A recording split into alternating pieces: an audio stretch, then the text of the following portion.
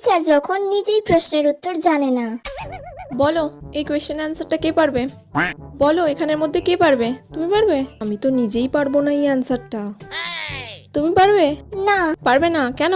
পড়াশোনা করো না? কি করতে স্কুলে এসে বসে থাকো? এই তুমি বলো। দূর বাবা, কেউ তো একটা উত্তরও বলতে পারছে না, আর কতক্ষণ এইভাবে চালাবো? বেলটাও পড়ছে না যে ক্লাস থেকে বেরিয়ে যাব, ভালো লাগে না। বলো।